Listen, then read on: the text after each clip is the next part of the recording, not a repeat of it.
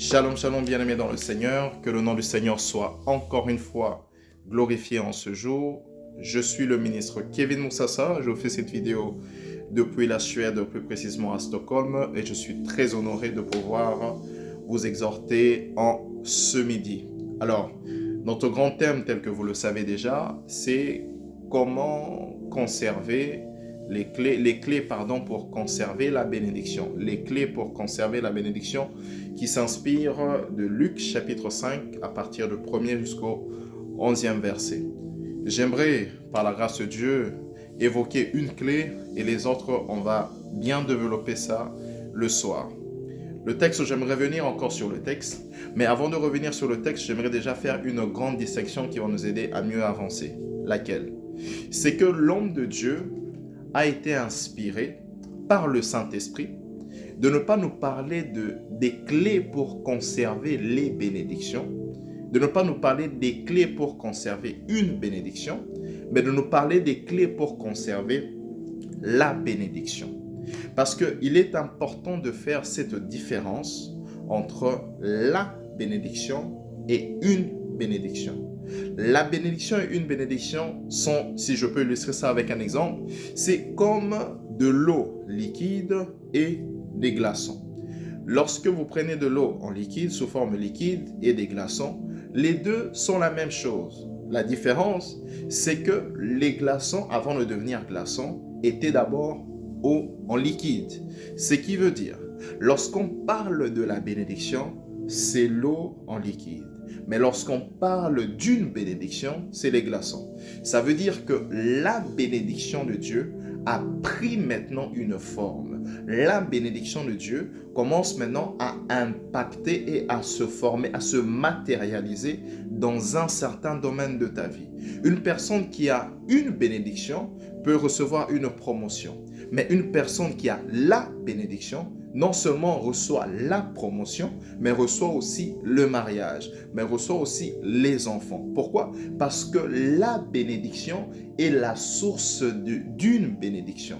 Et ce soir, j'aimerais dire à quelqu'un ceci, et c'est la première clé que j'aimerais présenter, c'est que pour pouvoir conserver la bénédiction de l'Éternel, il faut être à mesure de ne pas chercher une bénédiction, mais de chercher la source de la bénédiction.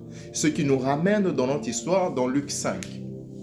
Quand Jésus rencontre Pierre, quand Jésus dit à Pierre, jette ton filet, Pierre identifie Jésus comme maître. Très important. Il l'identifie comme maître. Il dit, maître, nous avons péché toute la nuit, on n'a rien eu. Ce titre-là, maître, le mot en grec, veut simplement dire un responsable. Donc c'est un titre, c'est une façon d'appeler quelqu'un que tu ne connais pas, mais avec beaucoup de respect. Donc c'est simplement par signe de respect qu'il appelle maître. Mais une fois qu'ils ont constaté que après ce qu'il a dit, ils ont pu pêcher des poissons, Pierre se retourne vers Jésus. Suivez-moi très bien. Il se retourne maintenant vers Jésus.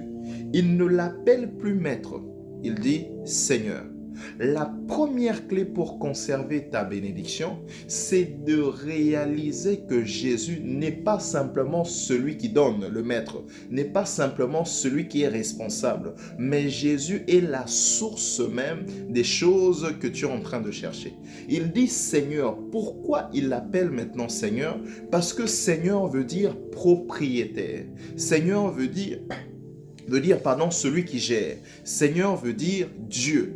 Pierre regarde en face de lui et il considère que Jésus, si on a pu pécher maintenant, si on expérimente cette bénédiction, c'est parce que la personne qui a parlé est le propriétaire des poissons. La personne qui a parlé est le propriétaire de toutes choses. D'où la personne qui a parlé est la source. J'aime souvent dire ceci aux enfants de Dieu. Lorsque tu viens vers le Seigneur, tu peux venir parce que tu as un besoin, mais tu restes auprès de Jésus parce que Jésus devient ton besoin. Tu n'as plus un besoin, mais il devient ton besoin. Et Pierre, regardons, voyons tout ce qui se passe, il constate que je viens d'expérimenter une bénédiction. Mais si je veux conserver la bénédiction, la source, et que je laisse tout et que je me mette à suivre cette personne qu'on appelle Jésus. Je suis en train de dire à quelqu'un, tu es peut-être connecté, tu as peut-être commencé ce programme, mais j'aimerais qu'en quittant ce programme, que tu réalises que ce que tu cherches, c'est que tu cherches comme bénédiction. En réalité, tu cherches la source, c'est-à-dire la bénédiction qui va te poursuivre dans tous les domaines. Et pour l'avoir et pour la conserver, il faudrait que tu arrêtes de regarder Jésus comme simplement une personne qui te donne, mais que tu commences à le considérer comme le Seigneur, celui qui est propriétaire de tout. Si tu l'as, alors tu auras tout.